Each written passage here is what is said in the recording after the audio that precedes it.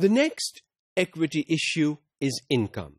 Income is the money that comes into a household, whether it is through agricultural business, whether it is through corporate business, whether it is through doing a job somewhere.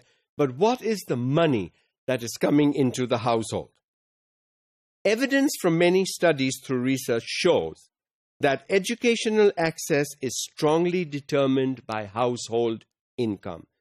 The higher the income, the better the income, the chances that the child goes to a good school, receives education, is successful, has a better life, are increased compared to a similar scenario, but the family income is much less. The child there is at a disadvantage. Although primary education is free and compulsory, and we've talked about this earlier, there are hidden costs.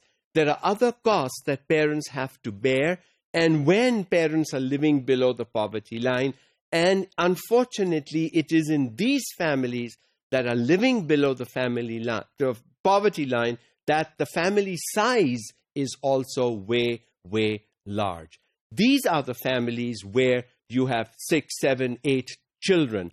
The educated, the well-off, the privileged families have 1 or 2 children, and so are able to better look after their children and provide them with the kind of education that they would need.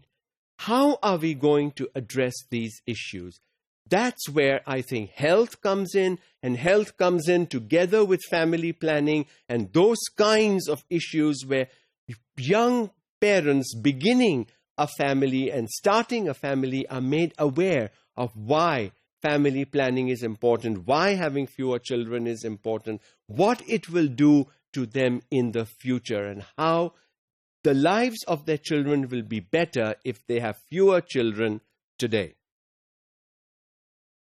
Additional private costs include things like examination fees, private tuition sometimes because schools don't deliver what they're supposed to deliver, notebooks, stationery, pens, pencils, transportation costs, and all that. All those add up, especially when a family does not have enough money to put food on the table 3 times a day.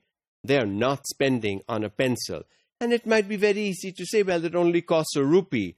Well, that rupee could buy some food and feed some children in that home. If our goal is to prevent poverty in the next generation, by preventing the children of the poor from growing up to be poor, we might be able to accomplish it with a combination of education, training, and services. If we want to make sure that children from poor backgrounds do not remain poor, we will have to make sure that we provide services, training, and education. And as somebody said, you may be born poor, that's not your fault. But if you live poor, that's your fault, because you could have made a difference to your poverty.